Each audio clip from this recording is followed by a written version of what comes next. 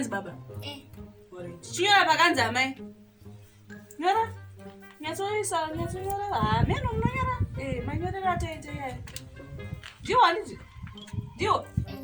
Ya, nyora. Nyora. Nyejo. Meno dzetu dzemazuva anedzi. Nyora zvakanaka.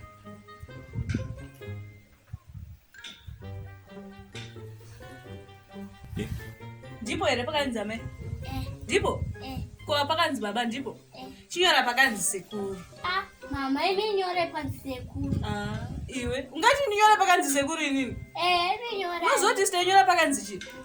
Photosynthesis. Unopaziya? Anzi chi? Photosynthesis. Unopaziya? Ndozvatenyora isusu munguva yedu. Nyora pakanzi sekuru. Mama, imenyore pakanzi sekuru. Mwanangu. Cut. Inini? Zvamataura kapa hazvisi pascript handizvo Hazvisirizo zviri pascript. zvana sekuru izvi assistant wangu atondudza mukuita sei? Hazvipo. Hazvipo. Aiwa, director, fari nganyore zvisiri Yowe. pama. Imi muri kunyoresa mwana zvisiri pascript sei? Aiwa, ko apa chii chakunetsa apa? Pane wedreshanisa sekuru. Oidilonyorai. Aiwa, inani ngambonyore pakanzi. Iwe tine iwe saka tina uri kuti zonifara agone kunyora here pakati sekuru. Aiwa guys. Zvichiri zvekuacta here guys. Aiwa, ngatiite serious nebasa. Tine unoti fara anyore pakanzi sekuru zvemashuwa zvisiri zvepavhidhiyo. Alright, zvisinganetse. Aiwa Fari, inzwa kafari, iwe chingonyora pakati sekuru. Kwa unyore nei?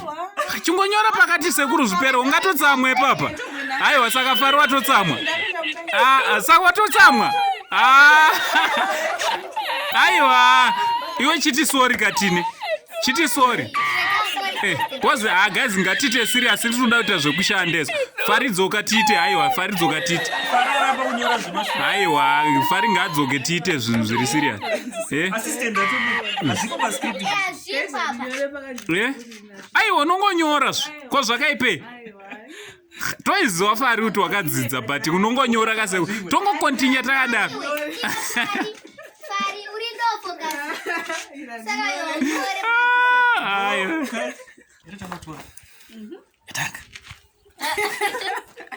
Hi guys. Yo, how what's are up? you, uncles? Vazukuru wa uncle. Yes.